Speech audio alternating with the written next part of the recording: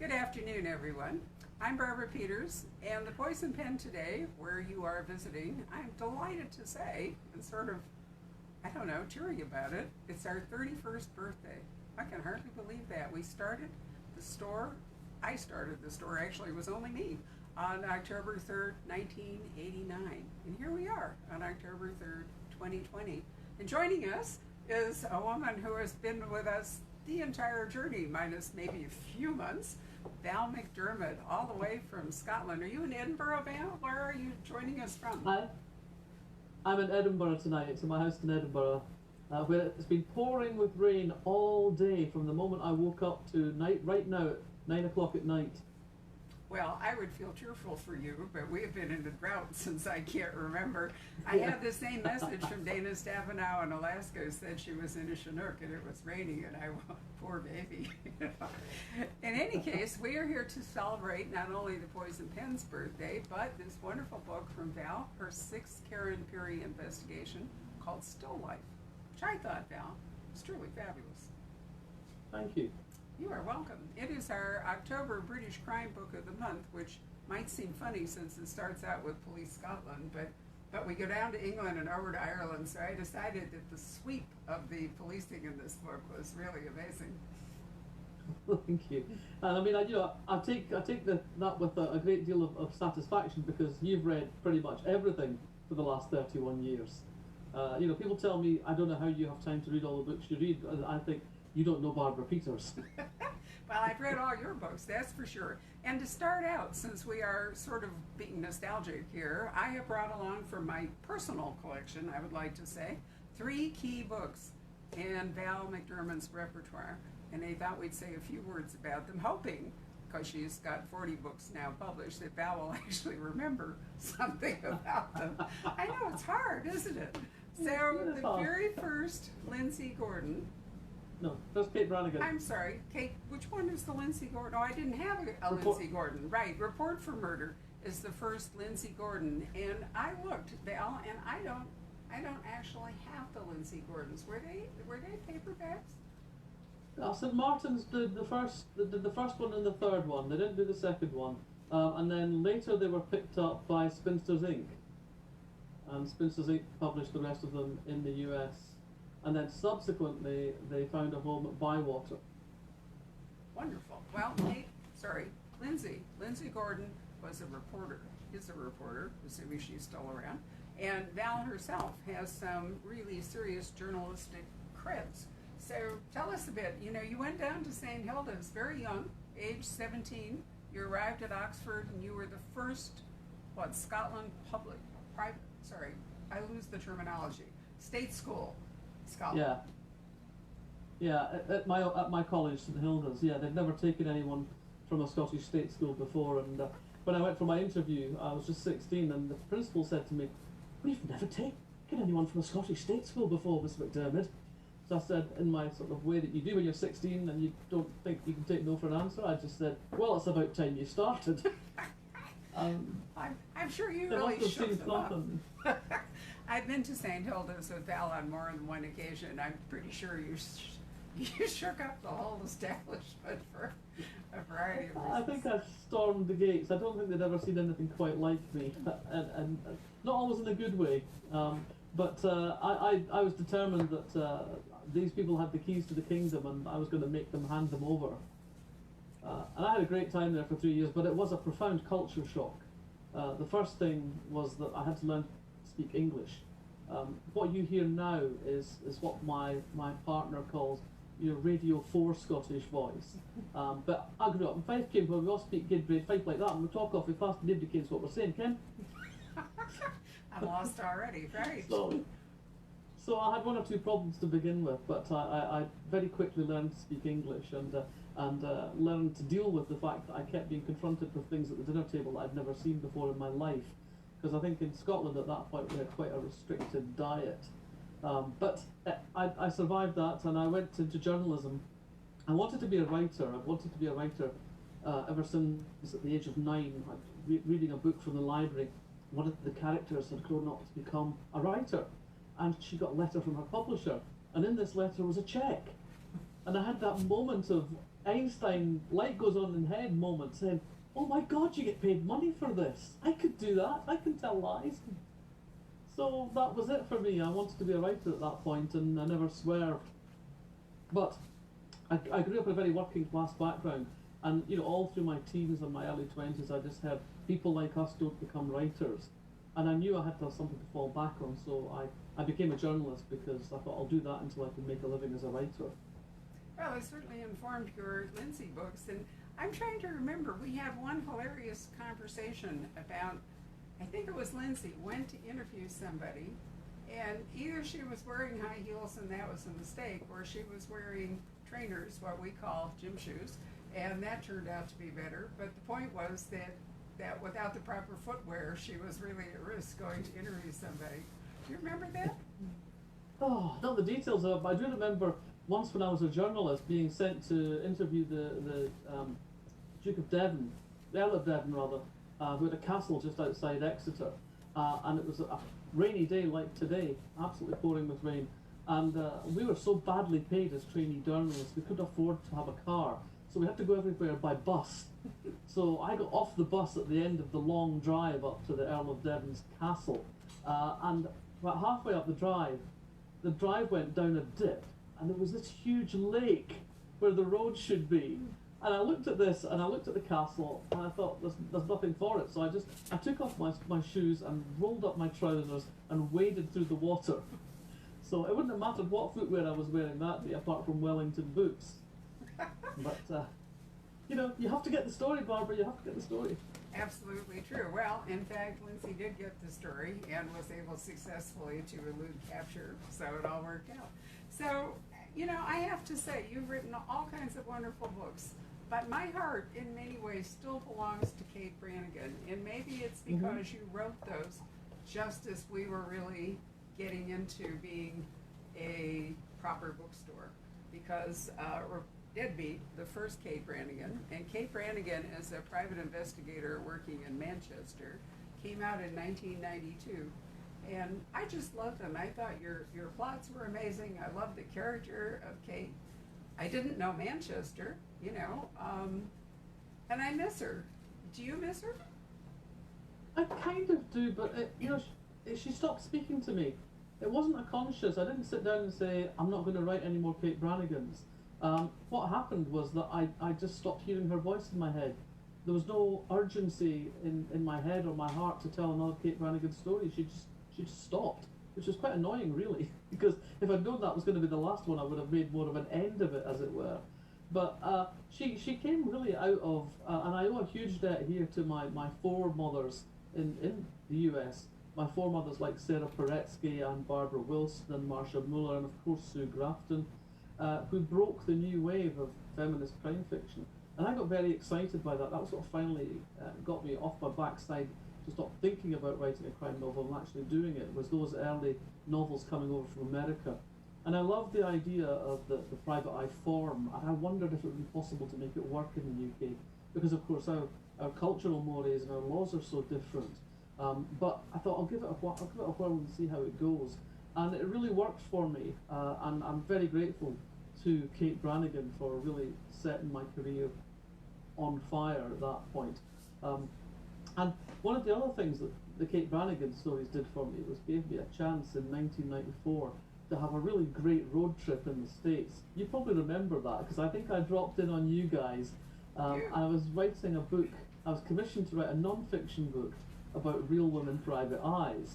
And so I basically went round the States for 2-3 months talking to women who do this for real and doing the same back in the UK.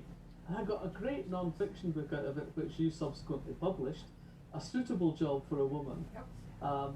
And I remember those American women PIs with great fondness and great affection. And there are two things that really stick in my mind. I remember asking them, do you read these kind of books? And almost all of them read the women private eye novels. And the thing that they said that changed the way I was writing the Brannigans, they said, you write books where private eyes have only got one case to solve. And I remember Jean Mignolet in Florida saying to me, I have 38 open cases on my desk right now. And that made me realise that I had to do more complex storytelling. and not just like have cops and investigators who only have one case to follow, because the reality is very different. I mean, obviously, you couldn't have Kate Brannigan doing 38 cases in the novel, but I tried to make it have a certain air that there was a lot more going on behind the one thing she was doing.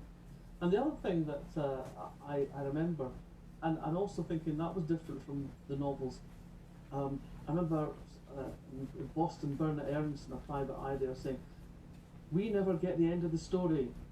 In your novels, your private eye does the investigation, they find out the answers, and they find out what happens after the answers." She said, "When I finish a case, I hand the information over to the client, and I never know what happens next." And I thought that would drive me mad. That was my job. Yes, I think that would be very unsatisfying, and certainly for a reader of crime fiction to have the case handed over and never know what the result was would be absolutely terrible. Well, 1995 was a busy year for you. You published Unsuitable Job for a Woman and 2 other novels, and then came da-da, The Mermaid Singing, the first Tony Hill. And I still remember your origin story, you driving on the motorway, and like a voice from God spoke to you and told you about Tony Hill. That story, I know you've told it so many times, but I find that, you know, that was really an unexpected inspiration, wasn't it? It was, because with me, books take quite a long time in the head. You know, they start as the small seed of something. I'll hear something or read something, or someone will tell me an anecdote, and I'll think, that's really interesting, but what if this, what if that, what if the other thing?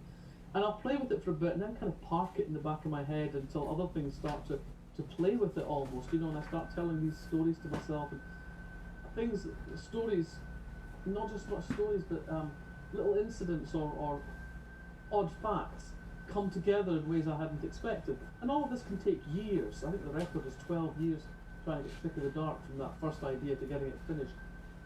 But with Mermaid Singing, it was completely different. I was driving down the motorway. It was a lovely sunny morning. I was driving from Carlisle to Manchester, and this story, I was listening to the radio, and this story just popped into my head, fully formed.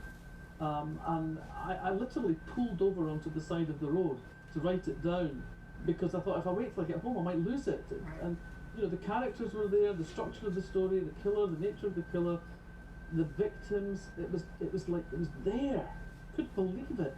And I mean, I was hoping the cops didn't sort of pull up, because you know, you're only supposed to stop there in an emergency. But I would just have had to say, look, this is a narrative emergency. I don't want to lose this story. I wonder if they would have recognized that. Well, you know, The Mermaid Singing really made a big impact on your career. It led to the Gold Dagger Award for you for Best Crime Novel. It also led to a television series, and while I own The Mermaid Singing, I actually brought my copy of The Wire and the Blood, a title that you took, in fact, from the TV, right? Or was it the other way around? The other way around. The TV took it from the book. The title, The Wire and the Blood, comes from T.S. Eliot's 4 quartets. And most of the Tony Hill novels come from quotes from T.S. Eliot. But yeah, the television decided they liked Wire and the Blood, and you know, there were always new actors would join the cast and they'd say, "Well, what does it mean, Wire and the Blood?" And I'd just go like, "It's poetry. It means what you want it to mean." That's a great answer. So Robson Green was Tony Hill, right, in the series? And you know, it's funny, every time I see him on Grantchester, I think about that, because he, you know, British actors, there's a relatively small pool. And so if you watch any amount of British television, crime television, but any British television, you wind up seeing the same characters in different roles, and it's hard to take, you know, Robson Green playing Tony Hill and have him in Cambridge playing second to the vicar. Yeah, I'll tell you another funny little connection on that one as well. James Runcie, who of course writes the Grantchester books, is my next door neighbour in the seaside village where we both have our weekend cottage. Really? Yeah. That is so funny. we're linked by Robson Green.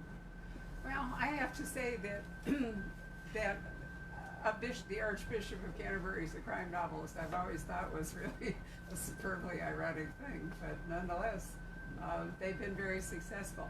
Then, in 1998, Val wrote a book called A Place of Execution, which you got ta-da, international acclaim. She won any number of fan awards, and she also won the Los Angeles Times Book Prize. I can't even remember all the other accolades that this book won. And then in 2010, Val became the Diamond Dagger recipient, which is like the Lifetime Achievement Award that the British Crime Writers Association bestows. So what was the first Karen Pirie? Because if I have it right, this is number 6. Yeah, the first Karen Pirie was almost accident. I mean, it was accidentally a Karen Pirie in a way. In 2003, I wrote a book called The Distant Echo, which was meant to be a standalone.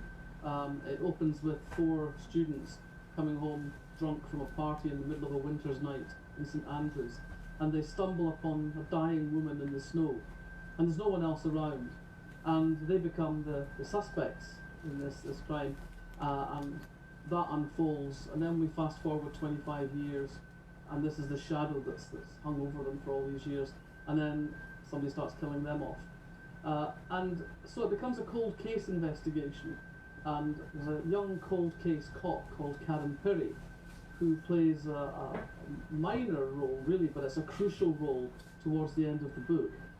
And that, as I say, was intended to be a standalone. And then a few years later, I had a great idea for a novel. Again, I thought this was probably a standalone, but I thought it was going to be set in Fife, where the first book is set, and it needed a cold case detective. And because I'm fundamentally lazy, I thought, well, I've already got a cold case detective in Fife. I'll just take Karen Pirie out of mothballs and give her the whole story. And that really was the second in the series, and it went on from there. And I've had to do that thing that writers are allowed to do because it's a fictional universe, and it's my universe. So although the novels have been published over 17 years, I think Karen has only actually aged about 4 or 5 years.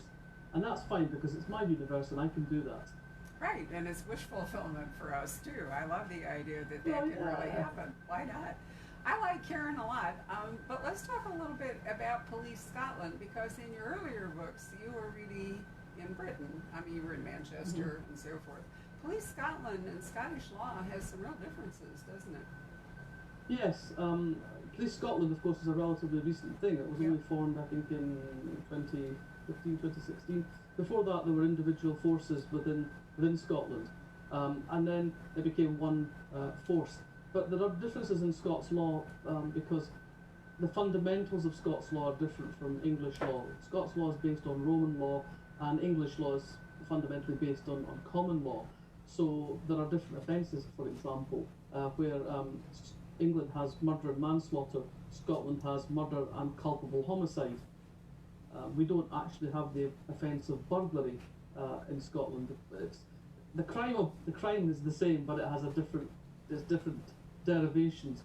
And we have 15 people on a jury instead of 12, and we have 3 possible verdicts. You can have not guilty, guilty, and what's been described as the bastard verdict, not proven.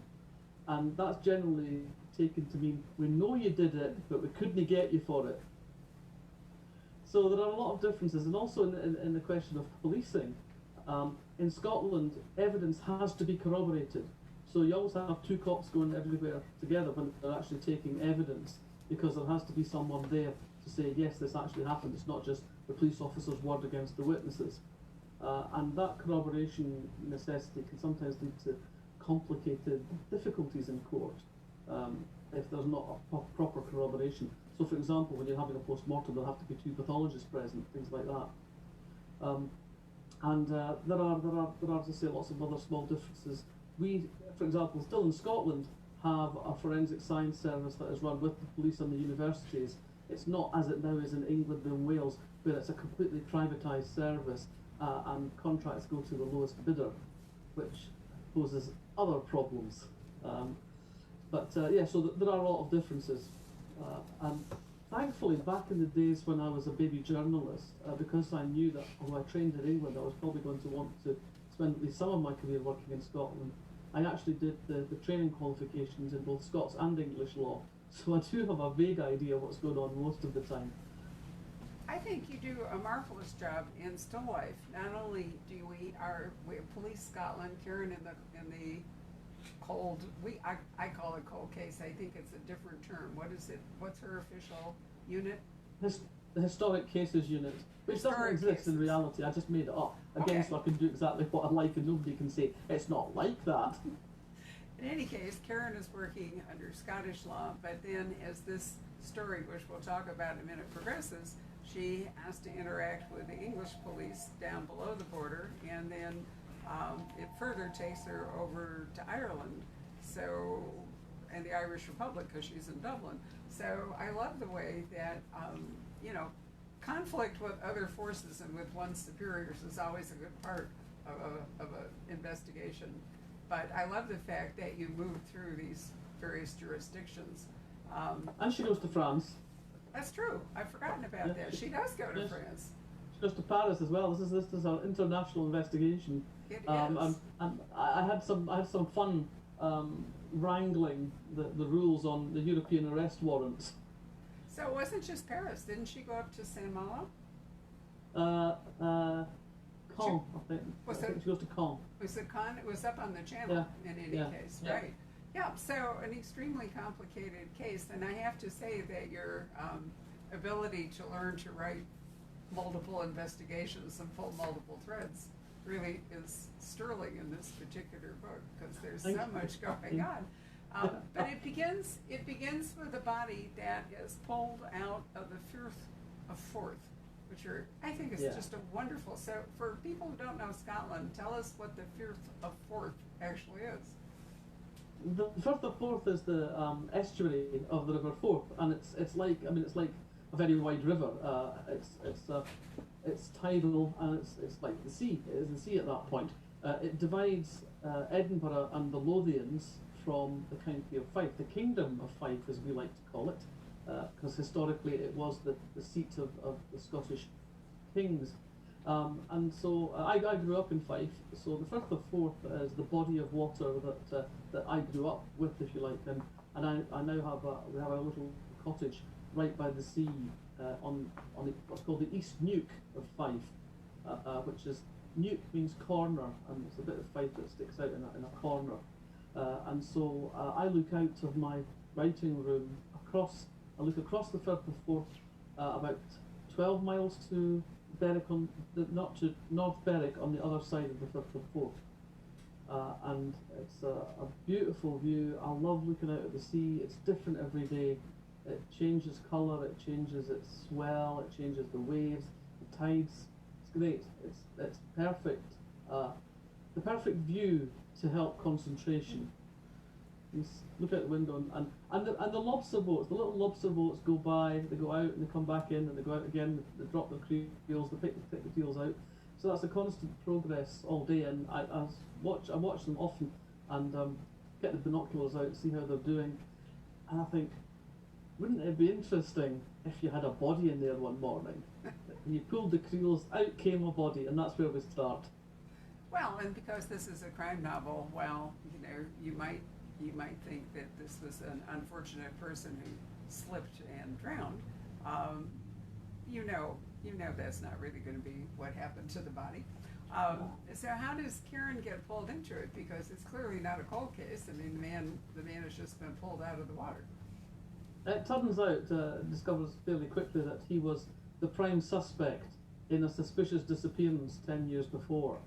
A disappearance that at the time the police believed was a murder, and then he disappeared as well. So he's a man that bolted, so to speak, rather than stayed around to stand trial. Yes, yeah. And so Karen manages to get the case, in part because of that. Now, who is the perfectly awful woman that is Karen's superior there, and who clearly is hoping to pitch her into the same thing she can't really do? And I'm not sure where their antagonism comes from. Is it this woman is just a stone cold bitch, or does she actually have some argument with Karen? I don't think she really has much argument with Karen. I think she is that order of women who pull the ladder up after them. Most women who make a success of their professional lives hold out a helping hand to the people coming up behind them. But some people want to just stamp on your fingers as you climb the ladder. And I think that Anne Markey, the Assistant Chief Constable, is one of those. They're very different kinds of women. They're never, ever going to be the kind of women who go out for a pizza together on a Friday night and have a bottle of wine and have a laugh. And then we also later discover that there is a more personal connection buried in their history that comes out in this book. Right, well, we don't want to do a spoiler about that. Let me just ask PK before we go on too far. Do you have any questions that you need to raise at the moment?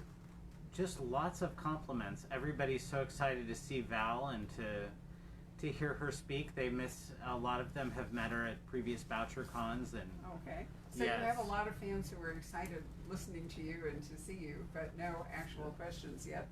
So on we go. Well, can I just say I'm delighted to be here, even if it's only virtually, because the Poison Pen has always been one of my favourite haunts in the States, because you've always made me so welcome and made me feel part of the family that is your family of readers and customers. And it's clear that there are people for whom this is just like, it's like their family, and I feel like I'm an extended, the black sheep on the other side of the Atlantic.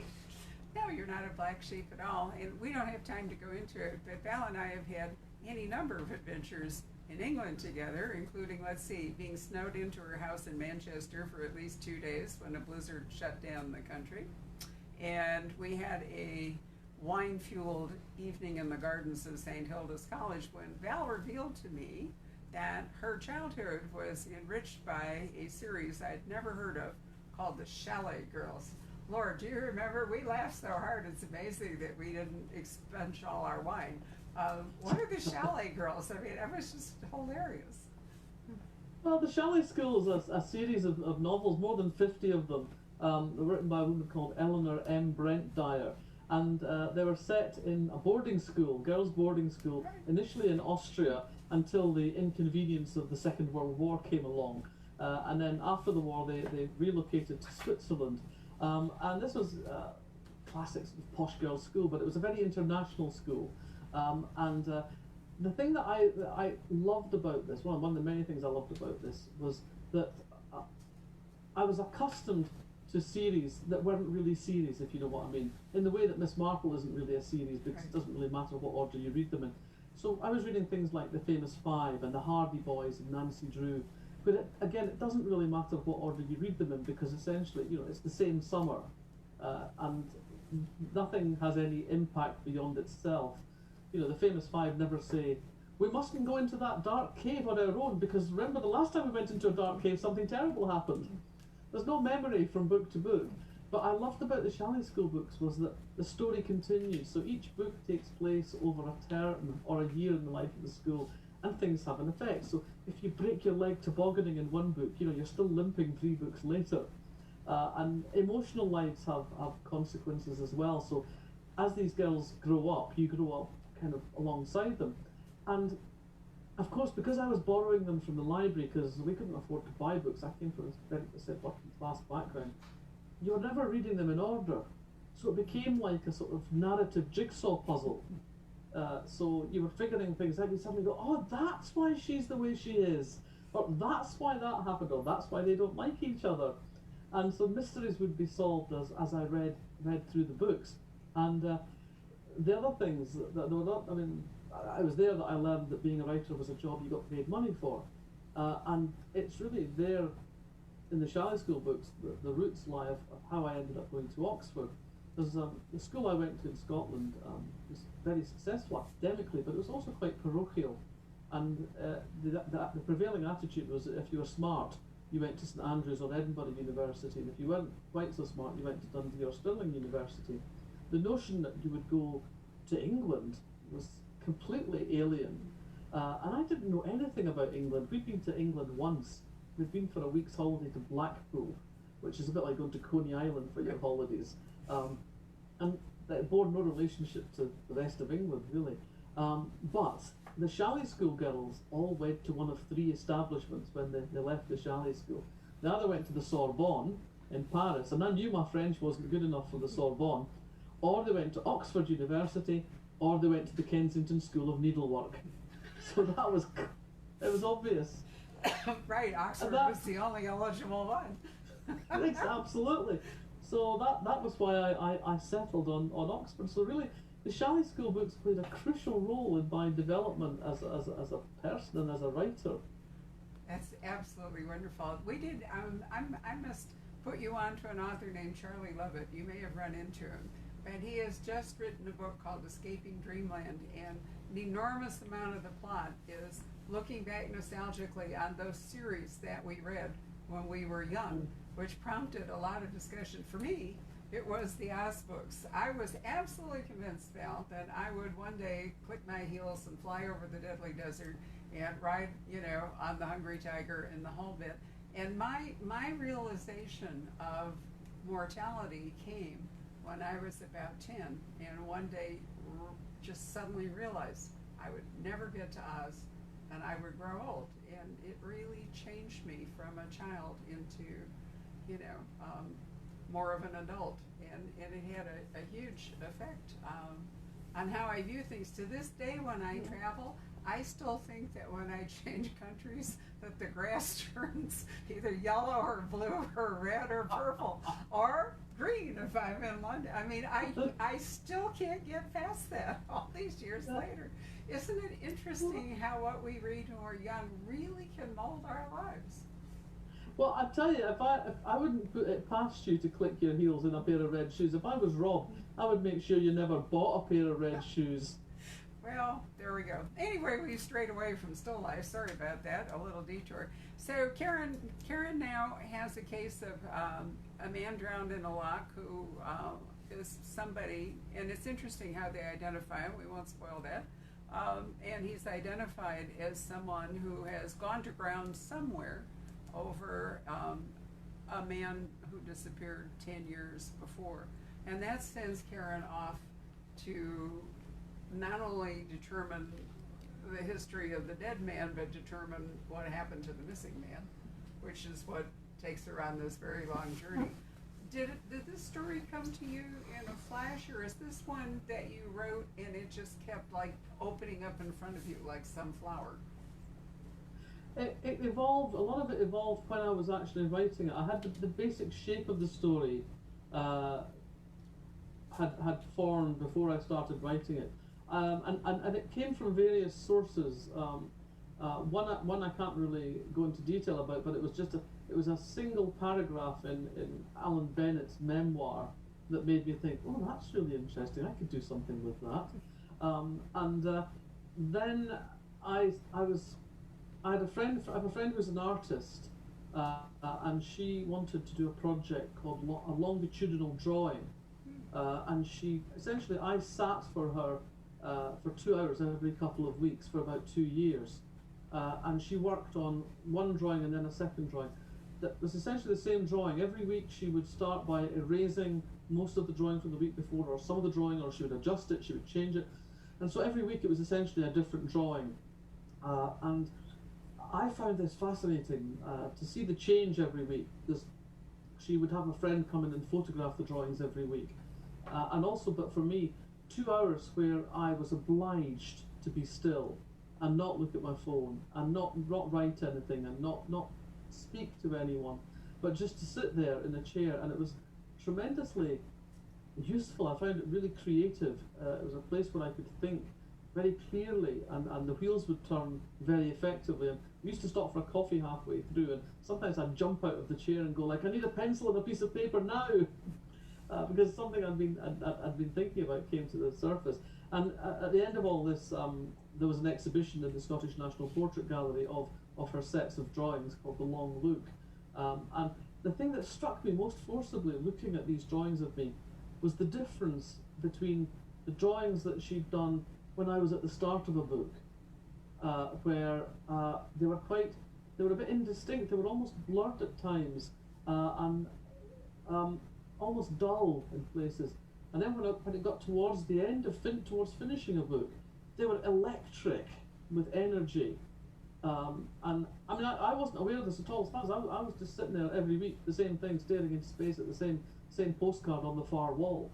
But clearly, something was going on inside my head that transferred itself to my features, because that was for me, quite vivid to see. So that made me start thinking about art and about portraiture and about the interpretation of our identity that comes from different aspects, from portraiture, but also from the context in which people know us and the context in which people see us.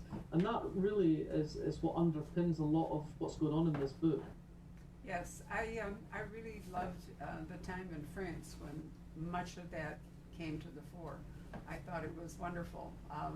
The art dealer in Dublin was a bit different. I mean, he's on the commercial end of art, but I think when they were in France, you had a chance to, excuse me, you had a chance to explore much of what you just talked about. There's a great feeling of sadness in this book, for me anyway, in that, you know, you really mourn people. And I wondered, did you too? Did you really find it hard that some people didn't make it to the end of the book, or never made it at the start of the book even? Yeah, I suppose, I mean, I guess I've always tried to write about the people who die in the course of my books as people, as characters. They're not just convenient cardboard cutouts to be disposed of for the purpose of the plot. I've always tried to write them with a hinterland, with a sense of, in some way, a sense of loss. Even if they're not particularly nice people, there's something about them that is mourned, is missed. And so I suppose that, as a thread, I think runs through my work, and it's definitely present in this book. And of course, Karen has been dealing with the wider issue of grief for some time now, and I think that the way that she is processing that is one of the interesting things for me about writing about Karen. You know, I mean, I've come to an age now where I have been losing people that are close to me, people that I love, and I suppose this is one way of writing about it. Although Karen's process of dealing with grief is very, very different from mine, it's made me conscious of this as being a feature of life in a way that maybe I was a little more light about before. I definitely feel the grief pulses right through the story. And, you know, the other thing you're very good at is writing about the consequences of a crime for a whole range of people. The fallout from a crime is not just on the murderer and the victim and the investigator, but there's a very large dispersion of grief and sadness, punishment, whatever it might happen to be. And I think that's particularly true in this book, all the people who are caught up in what's going on. We haven't even talked about the woman in the trailer because we've been focused on the guy in the lock. But should I also say that we pull a body from the water, but we also find a mummified body in what Val would call a caravan and we would call a trailer or a camper. And that's so bizarre that it's sort of hard to imagine where that's going to go. But that too, because clearly it's a cold case since the body has been there for some time. Yeah. Now, right, so I found the interplay of both of them to be well done. And you're right, maybe the common thread that pulls the whole thing through is Karen's personal grief for the loss of her partner. And But having said all that, I think it's not a sad book. No, I didn't mean it and that I think way. because I know that, but I think you know, I think the other side of the darkness of Scottish fiction generally, but Scottish crime fiction in particular, is the humour, and we all shoot our books through with that sort of sense of the black humour that is how people who deal with this stuff for real get through the days, and you know, I remember years ago a very good film called Ratcatcher made by a Scottish filmmaker called Lynn Ramsey, and at one point she's dealing with in the film a garbage strike. So the backyards of all these tenement buildings are just piled up with bin bags full of rubbish, and these two guys are picking over the rubbish, and it's a really grim scene. And then one of them lifts up a dead dog by the tail and goes, "Look at this! Somebody's thrown out a perfectly good dog."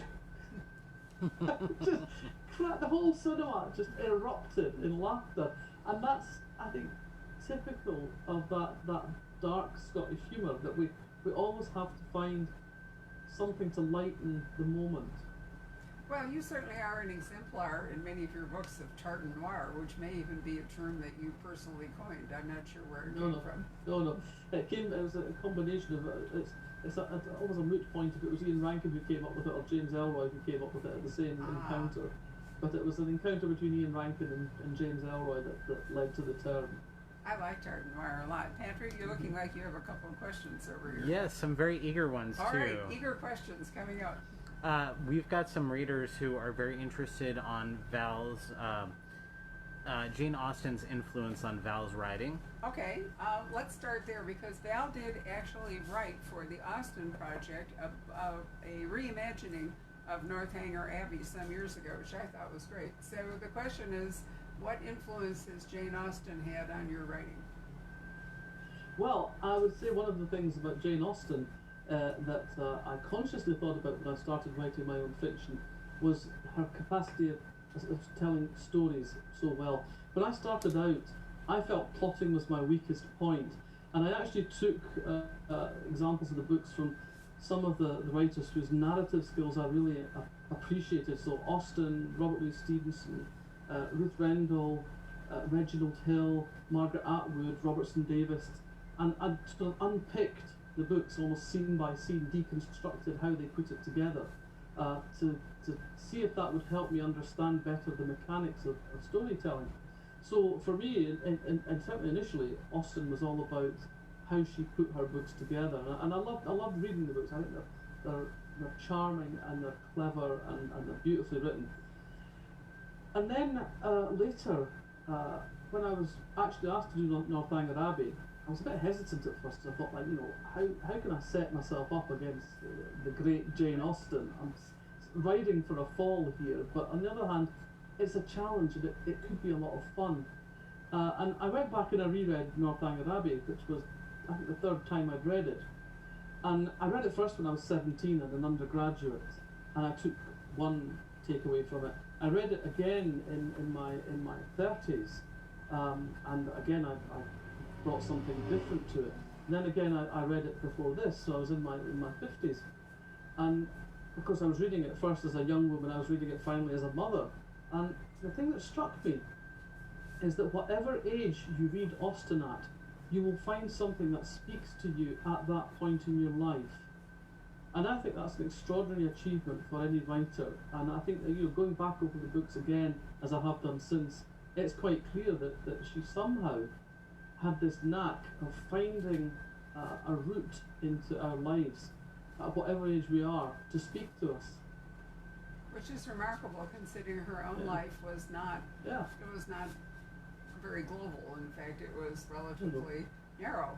So she was truly remarkable. However, we do have to remember that she had two brothers who were admirals, and another one who was. And so she did have actually a lot of information coming in, despite the fact that she lived a fairly constricted way. Another question over there. It always reminds me of that line from Marlowe, infinite riches in a little room. That's a wonderful line. I don't know that line. Which Marlowe? That's Christopher? Jew of Malta. Fabulous. All right, what? Several readers are curious about Val's villains and whether or not they ever trouble her as she's writing them. Okay, so we've talked about investigators and admiring them. We've talked about mourning victims, but let's talk about your villains. Woohoo! Well, I think when I'm writing a perpetrator, what I always have in mind is that I don't believe in the concept of evil. Some writers talk about evil as if it's something that you catch, like the flu. You catch it in a cold winter's day or something if you don't wear a vest. That evil is somehow a tangible thing, or other people are just born evil. And I really struggle with both of those things, because I think that if people are born evil, there's no point in trying to make the world a better place, is there? There's no point in trying to make people's lives better, because they're just going to turn out bad anyway. And that lets us all off the hook to behave exactly as we want, and not to care about other people, and not to support people in difficulty, and all that kind of thing. So I always bear in mind when I'm writing about people who do terrible things, that for them, in the moment that they do those terrible things, it makes sense to them. It's not just some random deed out of nowhere. It has meaning for them. It may not be a meaning that you or I would ever subscribe to as a reasonable thing, but for them it has meaning in the moment. And so when I'm writing about them, I try to bear that in mind, that that they're not just randomly doing this out of just badness, that it's something that for them has a profound necessity to it. So, do any of the things they do haunt you? You know, depicting them, that process, does it keep you awake at night afterward or while it's going on? No, sorry, no, because I'm in control. You see, Right. I know what's going to happen next. The reader doesn't. The reader is confronted with the book. They don't know what's going to happen next, and if you close the book and try to go to sleep, then all the possibilities are running through your head. It could go this way, it could go that way. Oh my God, they're not going to do that, are they? But for me, I'm in control. And also, when you're writing something, it takes much longer to write it than it does to read it.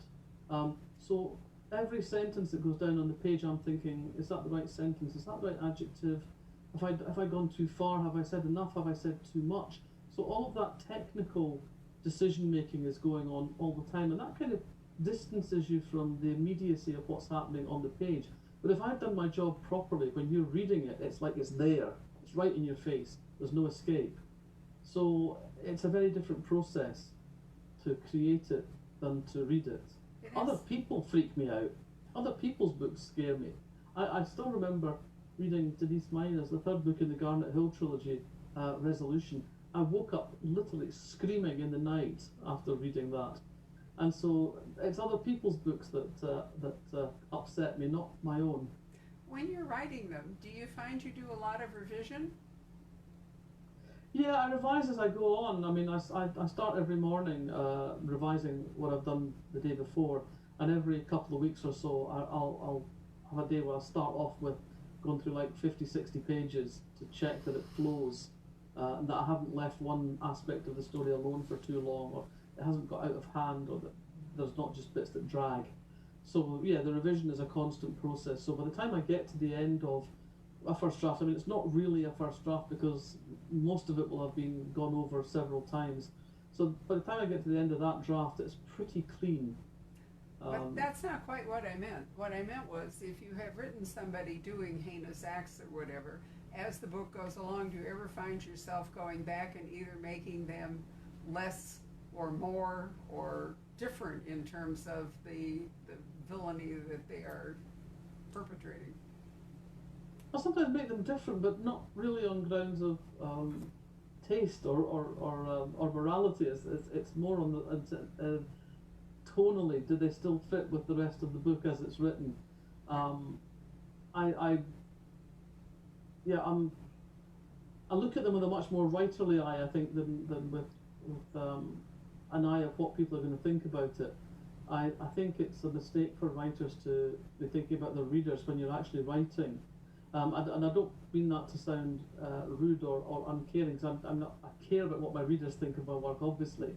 I'm profoundly happy when they say nice things, and I do take a step back if people say that something has upset them or whatever I think about it. But when I'm actually writing, I'm writing entirely for myself. I'm writing the book I would want to read. So I'm not going, what are people going to think about this? Is my editor going to like this? It's not factored in at all. I've been fortunate through my career that I've had editors who really believed in what I was doing, and have been entirely supportive of what I was doing, and so I've been allowed to write the books that excite me, that I want to write in the way that I want to write them, and that's a huge blessing for a writer. I mean, I have so many of my friends like tearing their hair out because they're working with an editor who isn't in tune with what they're trying to do, or wants them to try and achieve it in a different way, and that's hard. It would be very, very hard.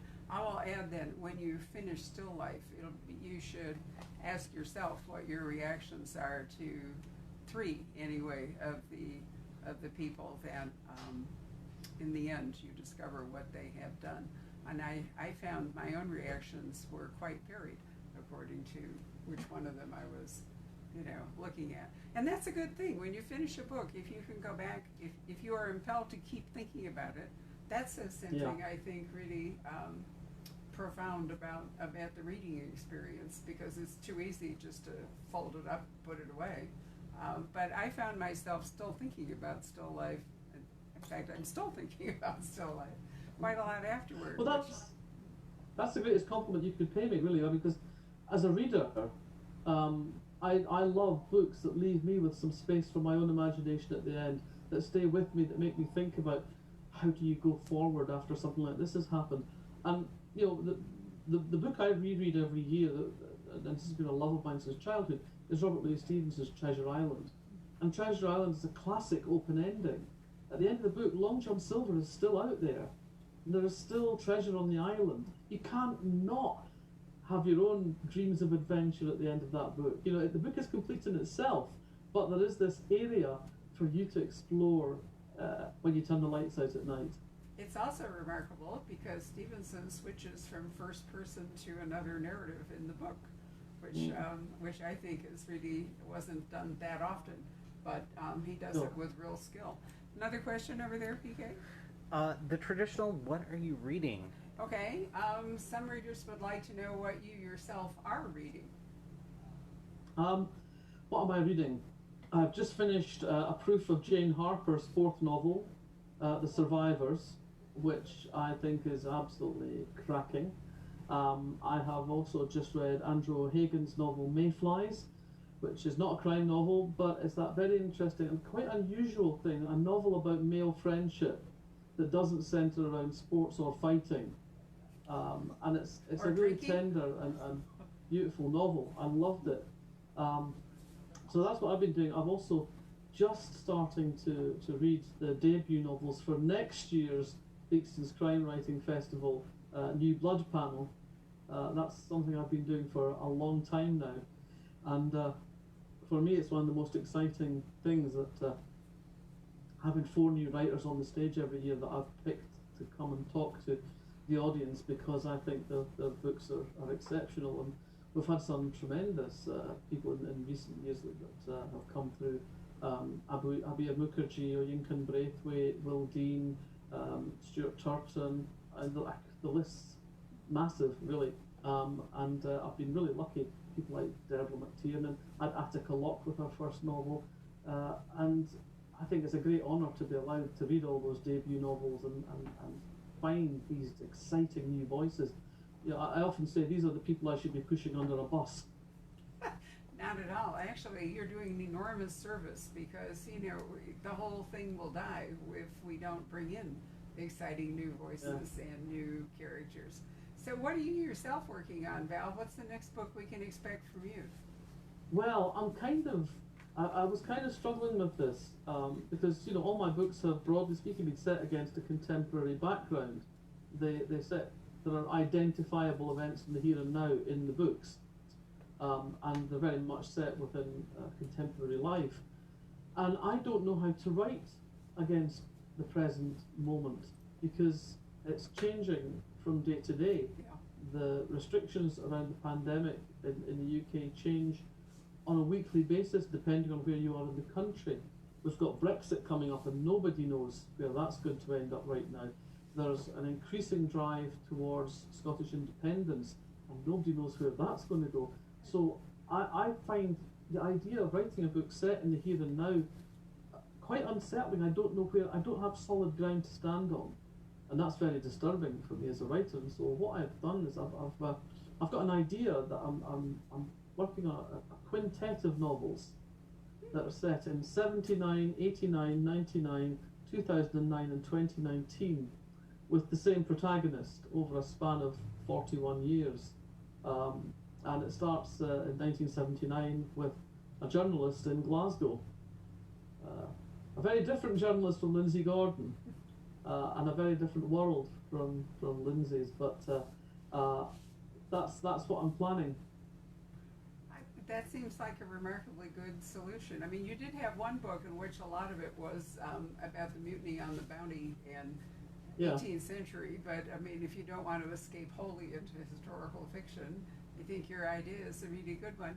I'd like to end by saying that I have known Val for, as we've already said, about 30 years. And over the course of that 30 years, she's kept moving north.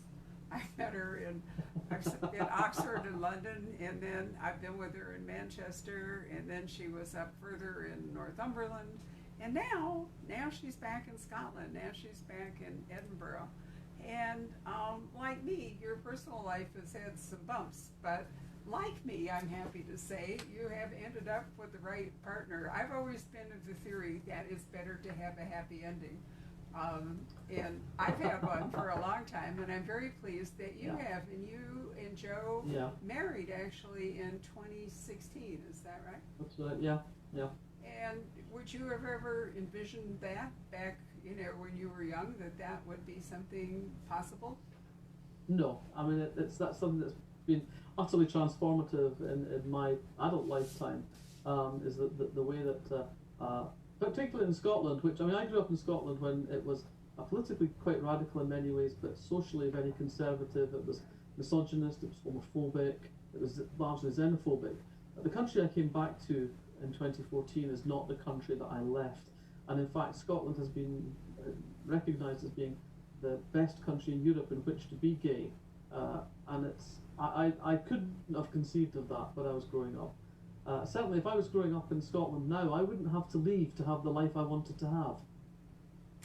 Yes. Well, I have not met Joe, but I'm glad that the two of you are so happy. And like me, you like to travel, and if I remember right, the two of you were going to be spending time in New Zealand, in Christchurch, which I assume the pandemic has put on hold. Well, yeah, it's actually in Dunedin. We're both visiting professors at the University of Otago, and we were there last year for 2.5 months, and we were due to go back this year and next year. But Otago very generously said that they'll postpone the rest of our contract. So hopefully we will be able to return there next year, and I'll be able to work alongside Liam McIlvany again, teaching the crime fiction module. How wonderful. I love the East, well, I like the South Island, and the East Coast of the South Island is wonderful. Rob and I have been to Dunedin several times. We've done the train, and last time we drove out onto the peninsula to visit the Albatross Sanctuary, which was absolutely wonderful, but the water was like lapping the road. And I worry about all these coastal areas as Antarctica and Greenland are shedding ice, and I think, how is that going to go? But New Zealand's a wonderful country. Who knows? Depending on how our election goes, I may end up spending a lot more time there. Let's not get started on that. We'll be here all night.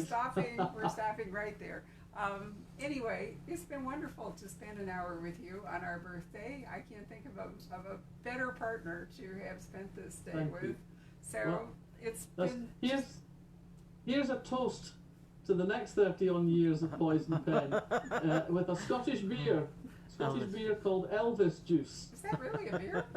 I thought it was some kind of pop. No, it's a beer. It's a beer. It's an IPA with grapefruit, infused with grapefruit. So here's to the Poison Pen, and here's to Barbara and Rob.